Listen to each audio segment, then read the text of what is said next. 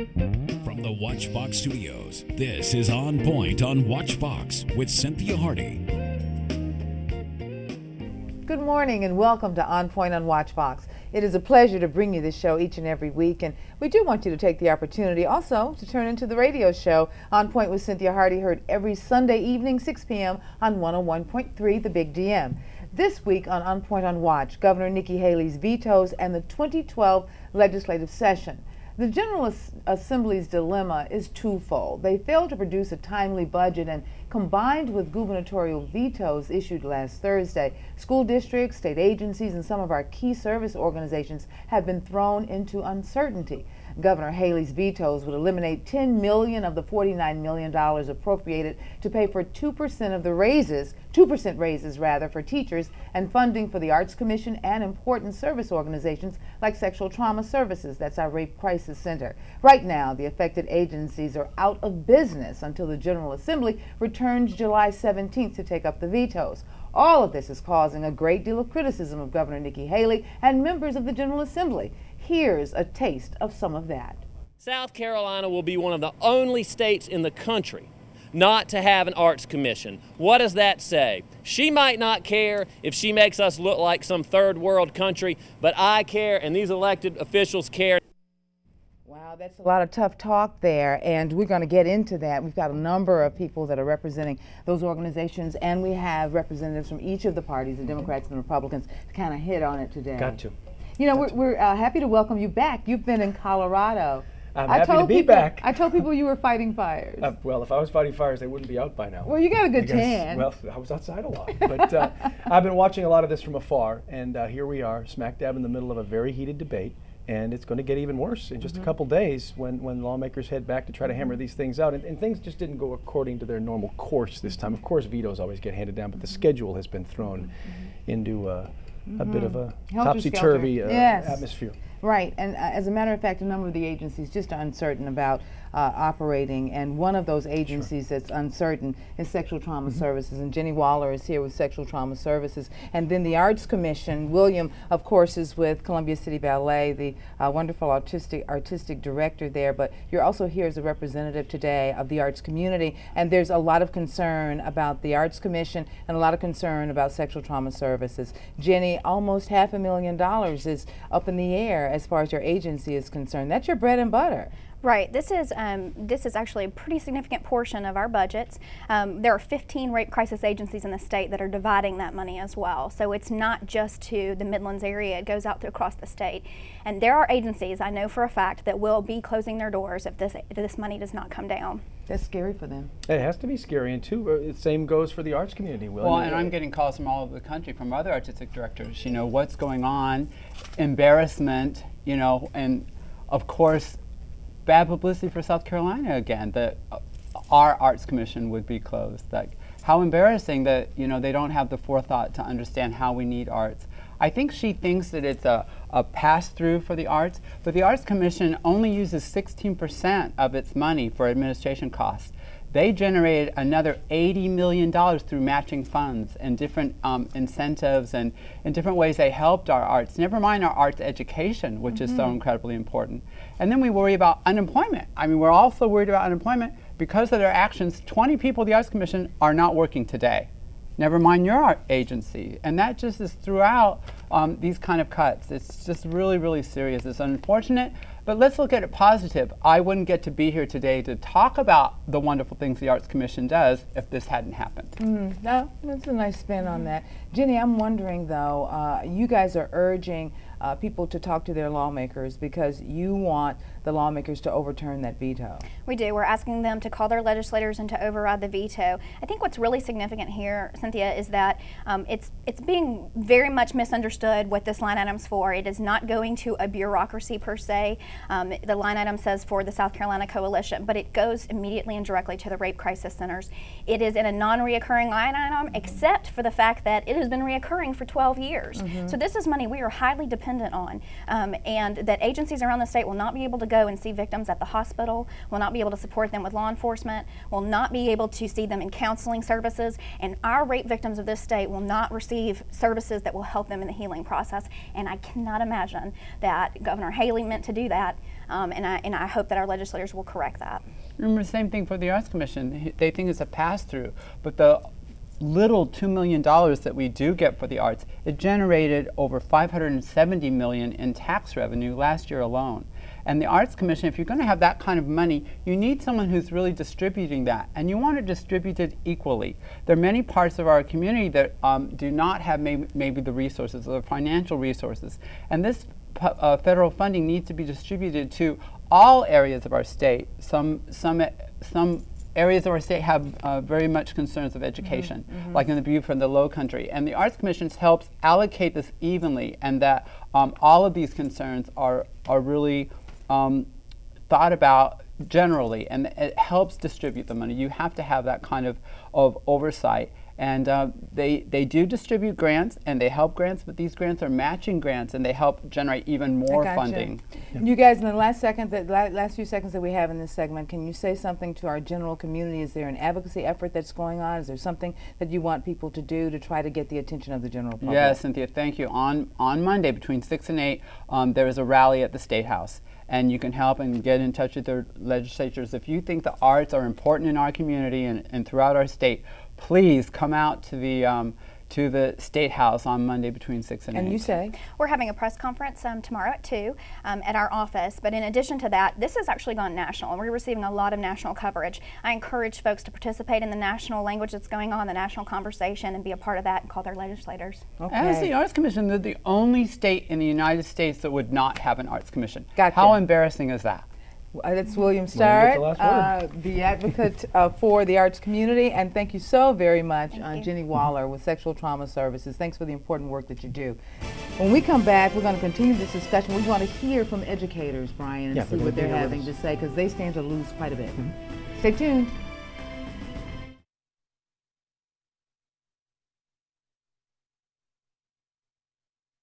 You're watching On Point on WACH Fox with Cynthia Hardy on Columbia's own WACH Fox. Welcome back to On Point on WACH Fox. Brian McConkey and I are talking about Governor Nikki Haley's vetoes in the 2012 legislative session. A lot of organizations have been kind of thrown topsy-turvy. And we heard from a couple of them. We heard from William Starrett representing the arts community, and Ginny Waller representing sexual trauma services as well. Things that are going to suffer if something isn't done. If the situation stands. That's right, if the situation stands. Other groups that are very, very concerned is the education community, and we're so happy to be able to have Peter Lozon, who is here, representing South Carolina Education Association. You're also a science teacher at Irmo High School. And from H.E. Corley Elementary School, you're a third grade teacher there, Hope Lights, and you're also an executive with the South Carolina Education Association. You guys are kind of concerned, and I guess it's accurate, Brian, to say that since Governor Haley has been in office, a number of educators really don't think she's been a friend to the education community. Well, it's not just Governor Haley. We've consistently underfunded education in South Carolina. Out of the last 35 years, only 8 of them have been funded under EFA law, and it really affects what happens in the classroom. With the economic downturn, our last couple of years have been really tough on teachers. I personally know teachers that have lost their houses. Lots of teachers have second and third jobs. It's been a really trying time. A lot of people don't realize with the furlough, what a furlough means is that you actually lose your wage. And you know, the morale among teachers has been really low, but we try not to make that affect the classroom because, you know, we're teachers and we want to do the best for kids. Got to have a good face. Everything is always about the engagement and success of children, and that's the ultimate goal, is to put out great quality products of our students and their success. And what do you guys think about these vetoes? 2% raise in jeopardy. Well, with our district, our budget is contingent upon getting that $10 million. So that 2% could really change how our district pays us in the fall. Sure. And he made a good point that this doesn't begin when Governor Haley took office, that the state has woefully underfunded education. But it seems that because it's one of those segments of government that has one of the bigger pieces of the pie. So That's it true, tends to Brian. get sliced more because there's more money there. From your perspective, I guess there's an understanding of why it happens, but you don't necessarily enjoy it. But Exactly. Not at all. how do you deal with this? Well, I deal with it when I get assigned more students in the classroom.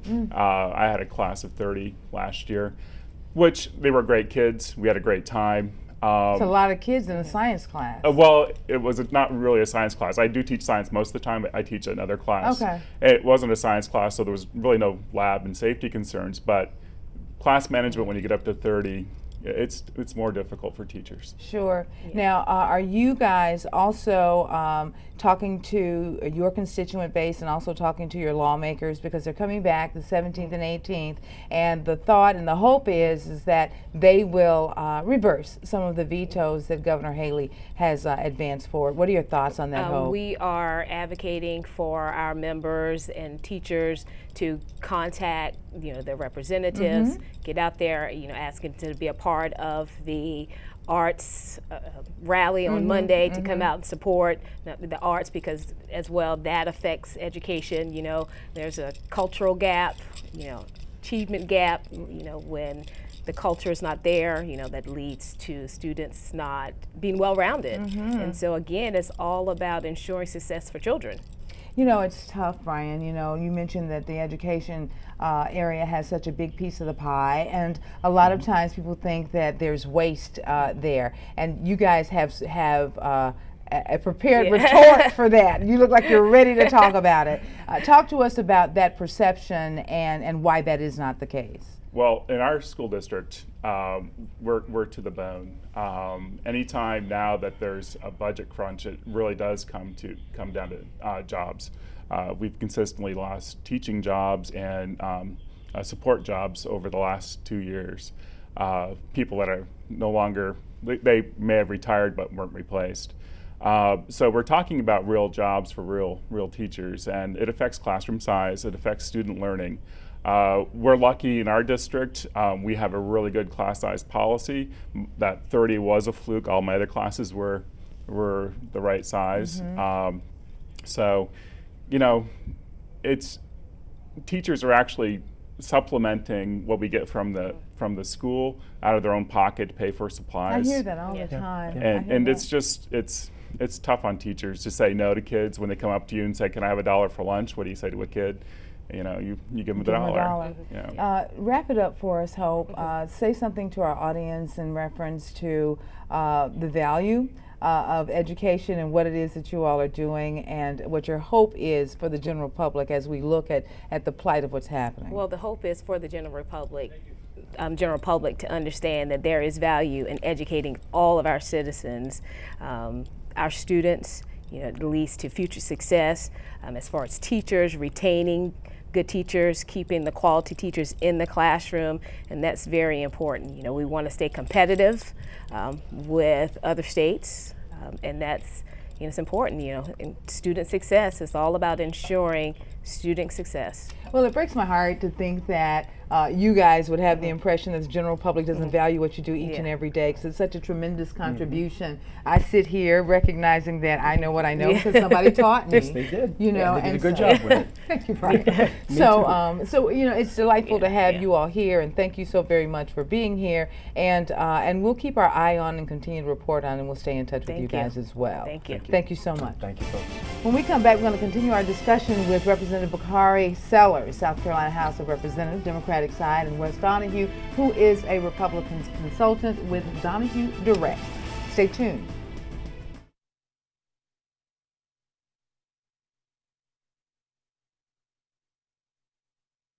You're watching On Point on WACH Fox with Cynthia Hardy on Columbia's own WACH Fox. Welcome back to On Point on WACH Fox. We're talking about Governor Nikki Haley's vetoes, the 2012 legislative session. I'm Cynthia Hardy. Brian McConkey and we talk to the teachers, we talk to the we've heard from the a lot arts of people community. that could potentially be impacted, because this is not over yet. This is a fight that's going to continue this coming week, and all of this stuff could go away. We're going to find out, but we brought in Bakari Sellers, Wes Donehue to talk about this, and the governor's taking it on the chin a little bit right now, I'd say. At least a fair statement. Yeah, it's a fair statement. A lot of people really mad at the governor. I guess I'm you looking at you. You want to respond? Are you telling me? Or are you asking me? Yeah, Well, I mean, he knows. He knows. Yeah, she is. I mean, you know, you saw right here the teachers, the arts guys, they're getting their communities worked up. I mean, you know, I work with a lot of state legislators. All of those guys are getting emails, calls flooded into their offices. These guys you had on before us are doing a good job getting their guys angry and activated. Mm-hmm. It's rightfully so, though. I think what we've seen is a pattern from Governor Nikki Haley where she puts her political rhetoric above what's actually good for the state and moving our state forward. What we have before us, the Arts Commission, rape crisis centers, and our teachers. What we'll see next week, I hope, is that this isn't a partisan issue. This isn't white versus black. This isn't Democrat versus Republican. Because teachers, they educate all kids, regardless of party or race.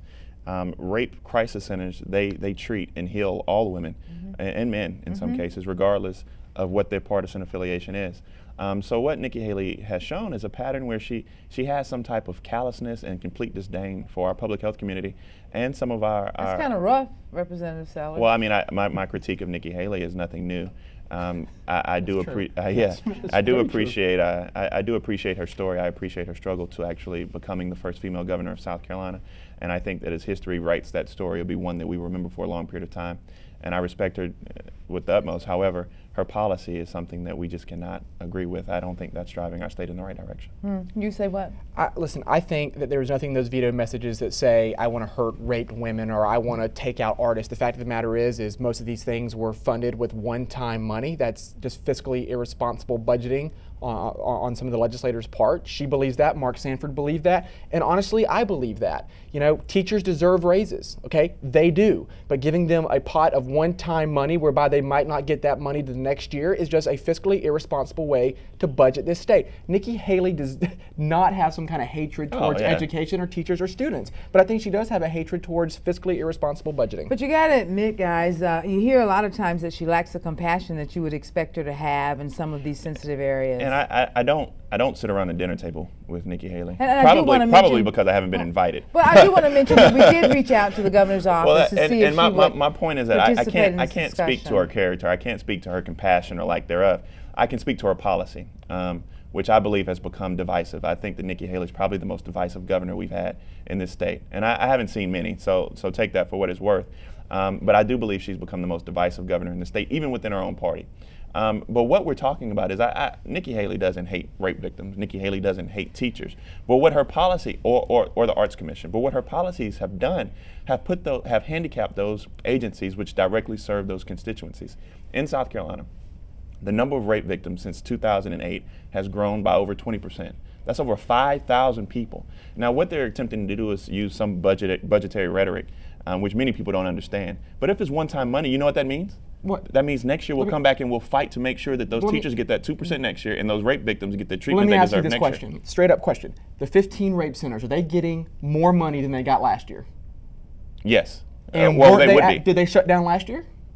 No, but so I don't understand the reason. We have you sitting here saying, but you're taking away 37% of their budget. We're sitting here saying, you and the guest before said we're going to shut down. We're not going to be able to help these rape women. But they were operating last year, and they're getting more money this year than they did last year. But all I'm saying is that logically doesn't make any sense. It does when you're taking away more than 30% of their budget. And Wesley, it's an increase from last year. They're not taking away anything. But they are, and they are. And I think if you look at the pure numbers, we're arguing almost semantics here. But if you look at the pure numbers, they're suffering a decrease in the amount. If you look at the total amount that they're going to have, it's going to be a 37% cut.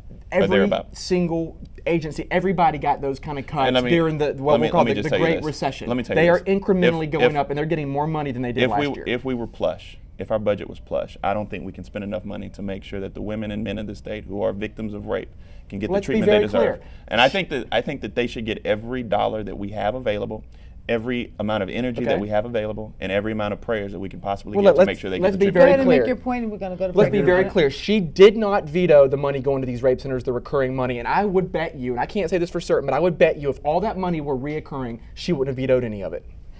Okay, here's what I want to just start the conversation on and talk about it when we get into the next segment.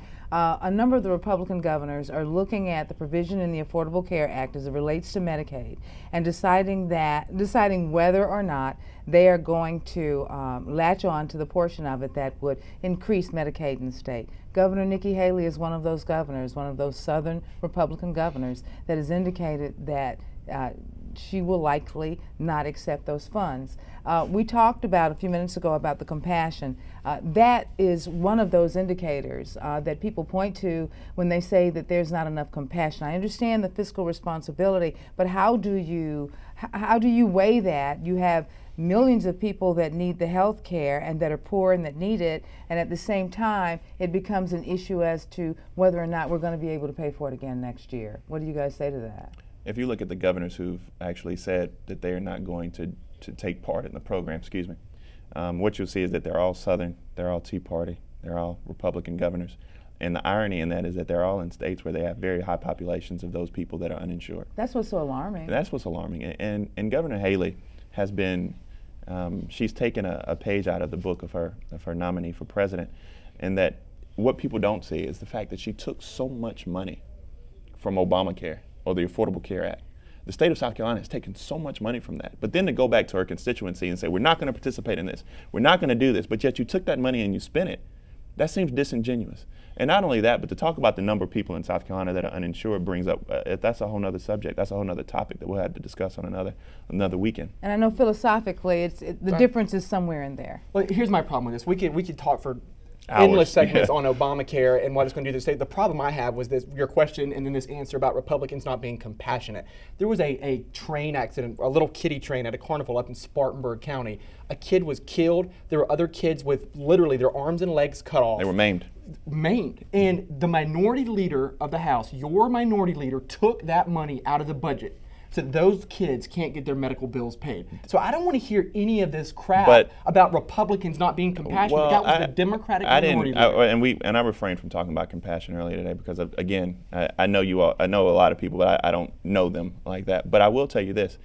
That what you're bridging onto is a whole nother discussion we'd have, because we wouldn't have to have an individual pot of money if everybody wasn't running around talking about tort reform and these caps at $300,000 because you don't need those caps when somebody like that gets hurt. You got that NFL concussion case filed yet, Mr. Travel? We got a break now. When we come back, we're going to wrap up our discussion we digress. with Bakari, Starrett, and Wesley, and you guys stay tuned.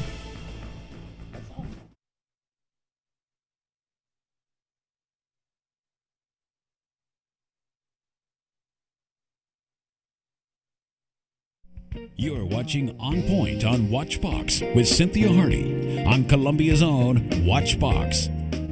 Welcome back to On Point on WACH Fox. Brian McConkey and I are here leading the discussion with Wes Donehue and Bakari Sellers about the governor's vetoes and the 2012 legislative session. A whole lot of conflict going on. We've heard from the education community, we've heard from the arts community, we heard from sexual trauma services, things that will be impacted by this. And we got a little off track at the end of the last segment. Tort reform. NFL lawsuits, what have you. But something we talked about during the break was we wanted to address the arts situation. And Wes actually brought this up. He would like to talk about it. I sat here and heard your previous guest talk about the need for art, and I just disagree, because I am a person who loves arts. We were just talking during the break, I was just in New York this week and I watched Phantom of the Opera on Broadway. I just opened up an office in San Francisco, completely surrounded by arts. But it's not something we need, okay? It's something that's amazing and awesome and that I love, just like I love my church. But that doesn't mean government has to be the one funding it. We need military, we need public safety, we need teachers.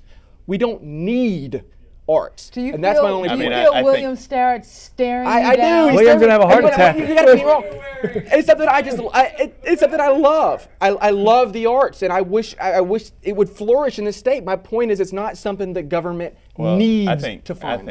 I think that the arts and everything that it embraces and everything that it encompasses helps build the culture that we know to be this great American society we have, from our poetry to our music to our clothing. Although I can't afford the nice clothes he's wearing yet. Mine are just Joseph A. Banks right now. I mean, it's everything that we see. It's everything that we do. It helps build characters, helps build who we are. And even more importantly, probably the part that I take the most, that I have the most trouble with what Mr. Donehue said, is simply that the arts in South Carolina are economic engine. And the small amount of money we put into the arts has a very, very high rate of return. And I don't mind, and I think that a lot of your colleagues will tell you who are businessmen, who have been in this business way longer than I, that if I can put $2 million in something and get over $100 million back, that's not a bad investment. And I don't think that is a bad place for government to be. You guys, we got to switch gears a little bit because I want to say something about teachers before Sure. we go. Got a minute left. Well, and Brian and I need 15 of those seconds. Okay, well let me give you. I'm very happy finally that the teachers are awake, and I think that they are awake, and I hope that they are. For the past 6 years I've been in the General Assembly, the activism that we find in our public school classrooms has been something that has been a great disappointment. Teachers work hard every day. I wouldn't be here without Ms. Shirley Archery, Terenisa Carter, and all of these people who helped make me who I am today. But the frustration that we have every day as we fight and we fight for people who don't fight with us. And finally, when we touch their pocketbooks, I think maybe they will start to see, and hopefully in November they'll come out and vote for those people who vote in their interest. 10 seconds. Education is the foundation of everything, and I hope these teachers get their raises. I just hope they get it in a fiscally responsible manner. That's it. Brian McConkey and I are so happy that you guys joined us in this conversation on the vetoes and the session. That's it for this edition of On Point on Watch Fox. Send us your comments and suggestions. We believe when you're informed, you're empowered. Once empowered, you're on point. See you next week.